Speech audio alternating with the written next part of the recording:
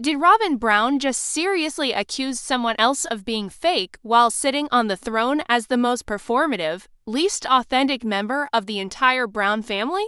Because if that doesn't make your eyebrows hit the ceiling, just wait. You won't believe what Janelle and Meri had to say afterward. They didn't hold back. In fact, they both called the moment straight up cringe. And honestly, I have never seen the sister wives this aligned before. The tension was electric, the energy was icy, and what Robyn does next, your jaw is going to drop. Trust me, this might be one of those scenes that makes the entire Brown storyline change course, where the moment finally cracks through the fade once and for all.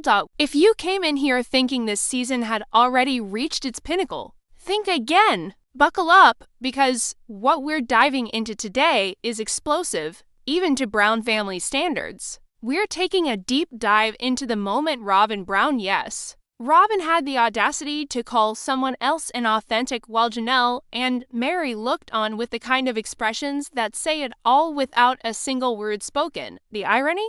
Oh, it's thicker than mud. You could slice it like a cake. Before we get into it, hit that subscribe button. Smash the notification bell because, man, the emotional fallout this season is shaping up to be unlike anything we have seen in over a decade of watching this family unravel. We're going all the way in, from the psychology to the history, to the receipts and the layers of manipulation, the patterns of favoritism, all of it. And by the end of this video, you're going to be looking at this whole situation through a completely different lens. Let's walk into the most awkward, tension-filled scene of the season, where the so-called favorite wife drops the mask, and the other wives, well, they finally stop pretending like they don't see it, setting the stage before getting to what's said. The entire Brown family is in one space. It honestly feels like spotting a unicorn, considering how fractured they are. Christine has walked away. Janelle is halfway out the door emotionally and spiritually. Meri is clinging to the last thread holding her place in the family. And Robyn,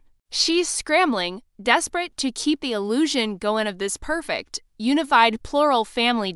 Then it happens. Somebody says something or gives the tiniest little gesture, and Robyn decides it's fake. And instead of letting it go, instead of playing the sweet, soft-spoken, innocent fourth wife she loves to present herself as, Robyn goes off. Suddenly, she's off on this impassioned monologue about how she can't stand insincerity, how she values real honesty, how she only wants authentic relationships, and the cameras, oh, the cameras do not miss a thing. They swing straight to Janelle and Meri, who exchange looks that scream, is she seriously saying this right now? Later, both of them openly admit that the moment was uncomfortable, painful to watch, and dripping with a lack of self-awareness. And honestly, they're absolutely right, because, let's be real, Robyn calling out fake behavior is one of the most ironic plot twists this show has ever delivered. And that's a bold claim for a series that has given us more contradictions, power struggles, and emotional detours than anyone can count. This is the same Robyn who has spent years carefully honing an image of herself as the misunderstood victim of the family, the peacemaker, the angelic wife who just wants everyone to get along, the woman who cries on command, who tilts her head and speaks softly while somehow magically getting exactly what she wants every single time. This is the wife who insists she doesn't get special treatment, as she lives in the custom mansion Cody built for her while the other wives struggle to make ends meet. Robyn has perfected the art of strategic vulnerability. She cloaks manipulation and concern, power behind tears, playing the martyr while silently stacking every advantage in her corner.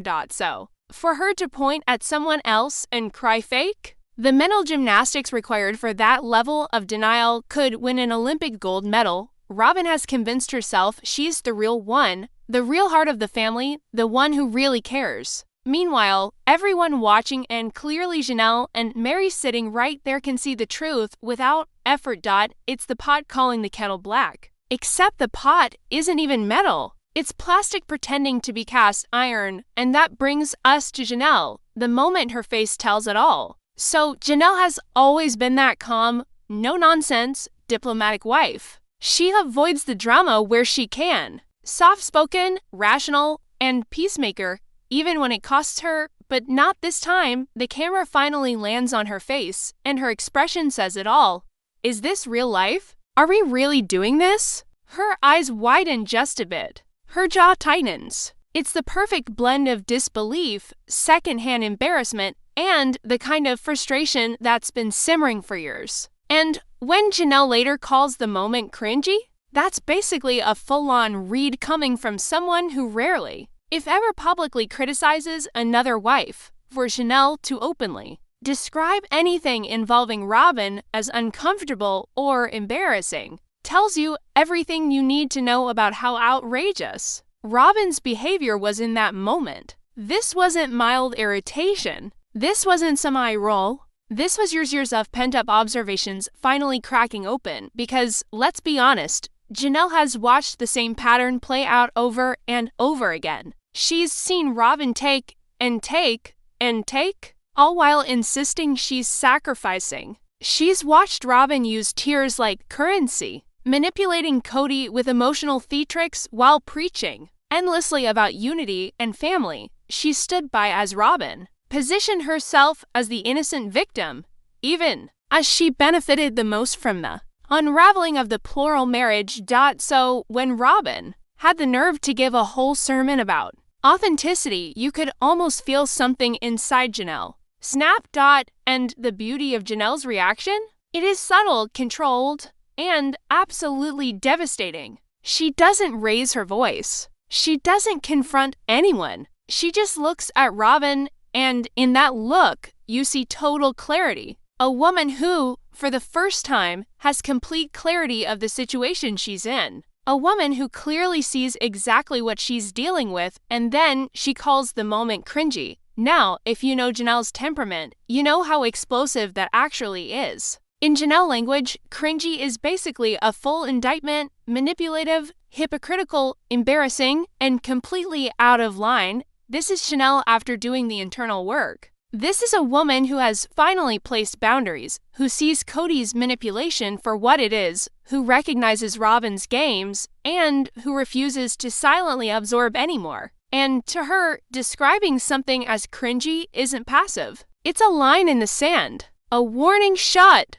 practically a declaration of war by Janelle's standards. Now, let's turn to Meri because her reaction is equally fascinating, maybe even more so. Meri also described the moment as cringy, and that is huge. Why? Because Meri has consistently been the party attempting to foster, at the very least, some semblance of a relationship with Robyn, while Christine outright rejected the dynamic. And Janelle kept her distance. Meri was the one trying to bridge the gap. She kept trying to build a sisterhood with Robyn even when, objectively speaking, it was painfully one-sided. She tried to stay in Cody and Robyn's orbit, tried to prove loyalty, tried to make this plural family vision work long after everyone else saw it collapsing.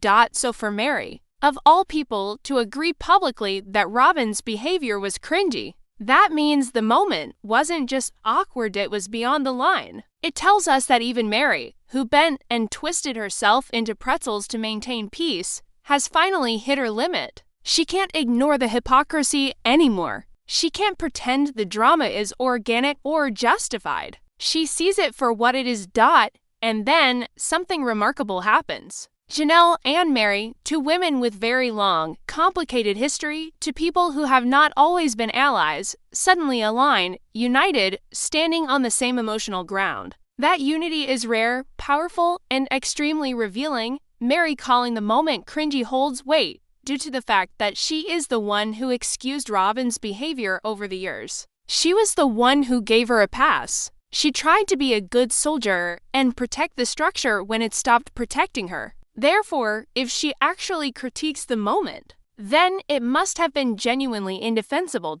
We have two women in complete and utterly different personalities, backgrounds, and histories regarding Robyn, and they come to the exact same conclusion. That moment was awkward. That was a hypocritical moment. It was painful to watch. And when Janelle and Meri agree on something Robyn has done, you know it is bad.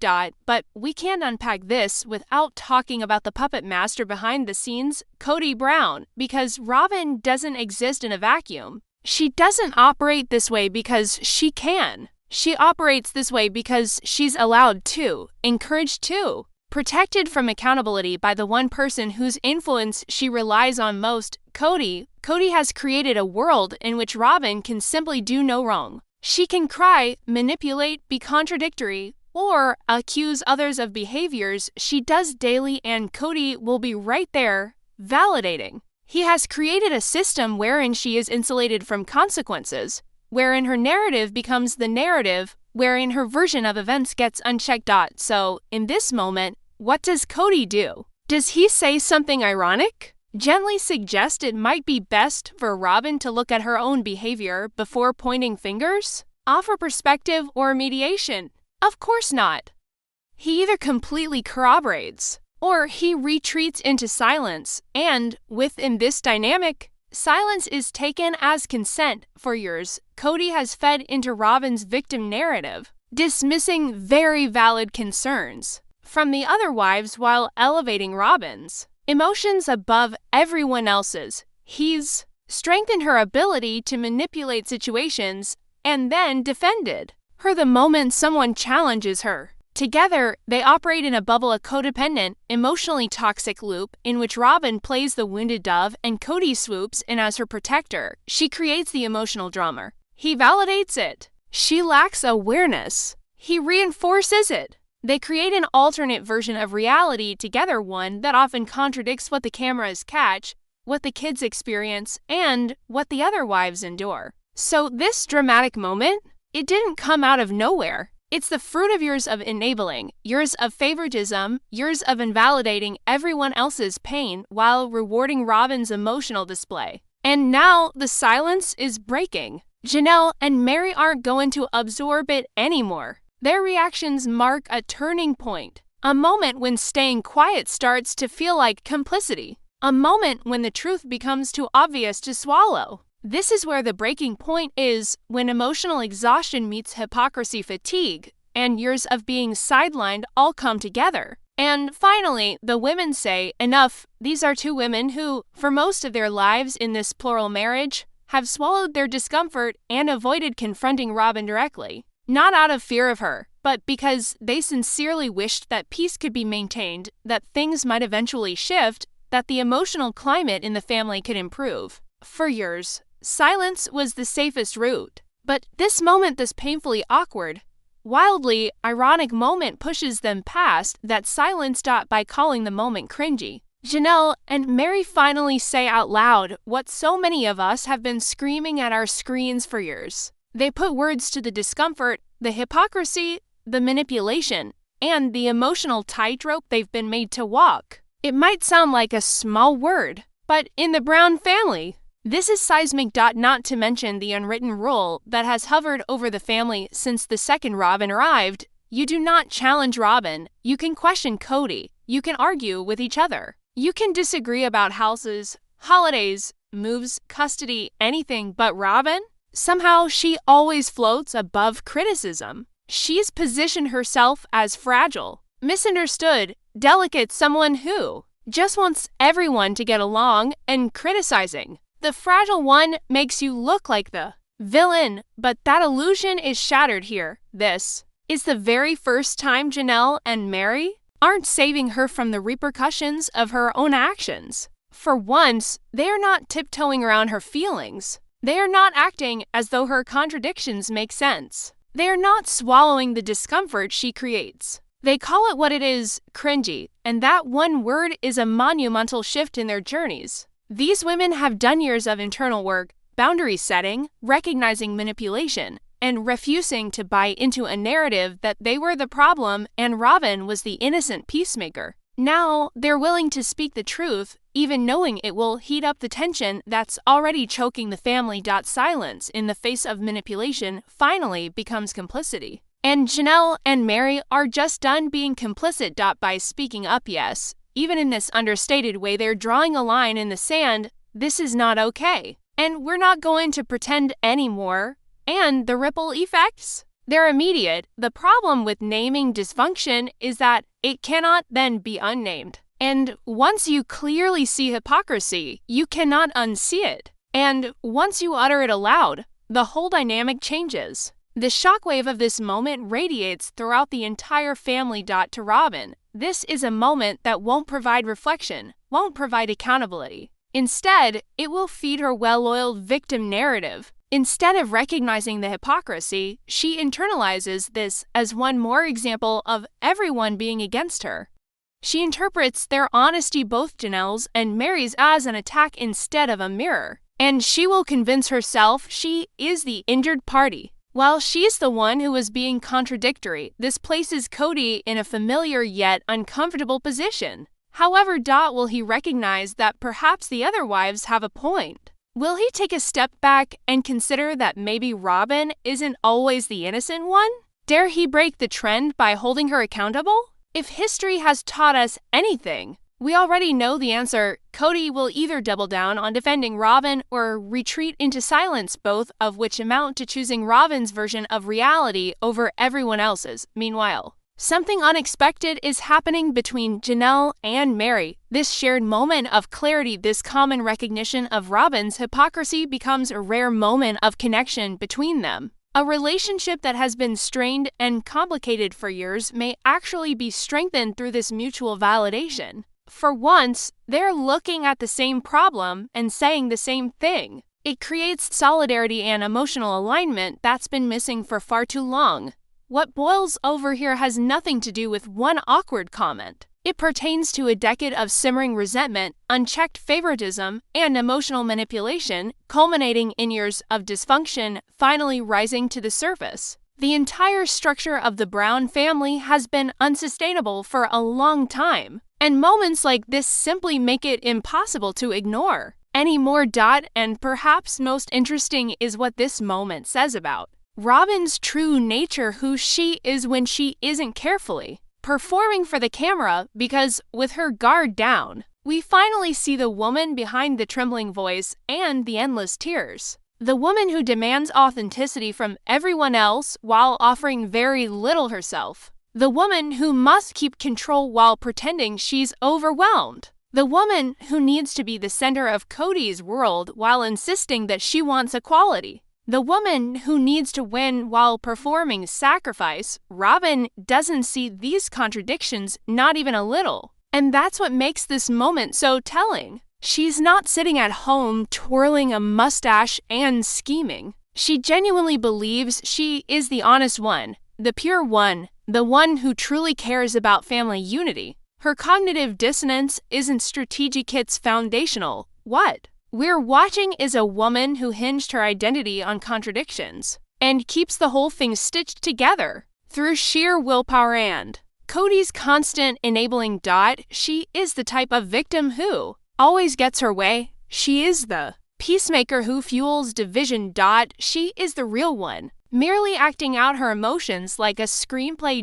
In this moment, it becomes obvious that the Empress has no clothes, but she is so invested in the belief that she is wearing a royal gown that she'll admonish others for their lack of attire. It's wild. It's awkward. It's just what Janelle and Meri called it, cringy. But beyond the drama of Sister Wives, deeper still is a message. These dynamics are not unique to the Brown family. Many of us have known a Robyn in our own lives. Someone who plays the victim while somehow always getting what they want. Fragility used as a weapon. Manipulation via helpless acts. Demanding accountability from everyone but themselves. And learning to recognize those patterns? That's powerful. That's not authenticity. That's manipulation. When one insists on honesty and certain behaviors from others, without moving to those standards themselves, that is hypocrisy. When one cries about caring so much, yet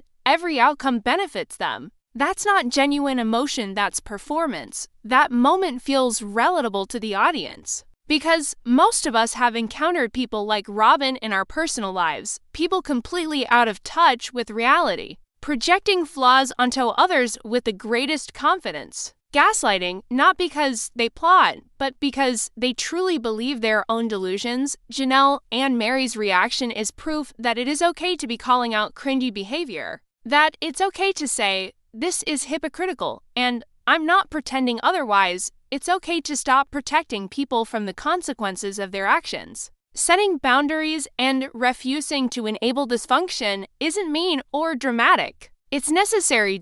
This explosive moment is more than just drama. It's a sign of a bigger truth. The Brown family's plural marriage is dead. It has been for some time. Moments like this just make it impossible to pretend anymore. You can't have healthy plural marriage when there's a clear favorite wife, when hypocrisy is the norm, and when authenticity is demanded but never modeled, and calling out the dysfunction is treated like the problem. The floor's gone. What we're seeing now is the breakdown. Christine saw this clearly and left. Janelle has emotionally checked out, even if she hasn't officially left. Meri is holding onto something that stopped existing long ago. And Robyn is trying desperately to maintain control over a family structure that has already fallen apart. This tense moment, this explosion of frustration, this calling out of cringy behavior, is really the other wives admitting what everyone else has known for years. This isn't working. It's not okay, and they're done pretending it is. The truth always has a way of surfacing. Robyn has been for years controlling the narrative and framing her image. But here the truth cuts through everything. The truth that Robyn is the fake one. The truth is in how hypocritical those lectures about authenticity sound from her mouth. The truth is that Janelle and Meri see right through it. And the truth is, this family's dysfunction has reached a point where even the most silent voices can't stay hushed. What makes this moment so significant is that it is a turning point. The other wives aren't saving Robyn anymore. They're not prolonging the delusion. They're calling it as it is, cringy. And within this family, even that's a big deal. Robyn calling someone fake while being fake herself isn't new, but this may be that very moment that broke the camel's back. The tension didn't just rise. It exploded. Now, at long last, the cat has been let out of the bag, and there's no going back to business as usual for this family. That door is closed. And you know what? About time. This needed to happen. The masks had to fall eventually. All right, Sister Wives Nation. This is my full, unfiltered deep dive into one of the most uncomfortable, explosive, tension-packed moments we've seen all season. Robyn calling out someone else for being fake while she's been the reigning champion of inauthenticity for over a decade. And Janelle and Meri finally, refusing to swallow it anymore. This is the kind of raw, messy truth we watch this show for. But now, I want to hear from you guys. Drop a comment and let me know, do you think Robyn actually has any sense of self-awareness about the way she behaves? Or has she drifted so far into her own narrative that she truly thinks she's the victim every single time? And between Janelle and Meri, whose reaction hit you harder? Who said what you've been screaming at your TV for years? Let's discuss this in the comments section. As I'm reading through everything and want to know exactly your position on this chaos. So if you like these emotional deep dives into the dysfunction of the Brown family, hit that like button. And if you haven't subscribed yet, what are you doing? Join the family. Hit subscribe, turn on the notification bell, and don't miss one breakdown as this season unravels. Because trust me, what we've seen so far, it's only the beginning. Share this video with every Sister Wives fan in your life, because everyone needs to witness the sheer level of hypocrisy happening on screen and the moment the other wives finally stop tiptoeing around it. Screenshot your favorite line, throw it on social media, tag me, and let's keep this conversation rolling on every platform. And let this be a reminder, whether you're Team Christine, Janelle, Meri, or if you're somehow still holding on Robyn. We can all agree calling someone fake while being the fakest person in the room is peak Sister Wives energy. And we're here for it. Don't tolerate hypocrisy in your own life. Set boundaries like Janelle does. Speak up when something feels off. And most importantly, never be afraid to call something cringy when you know it absolutely is. Thank you so much for watching. I'll see you in the next video, where we'll dive even deeper into the chaos, the contradictions, and unraveling reality of the Brown family. Until then, stay real, stay grounded, stay authentic. Whatever you do, don't be like Robyn.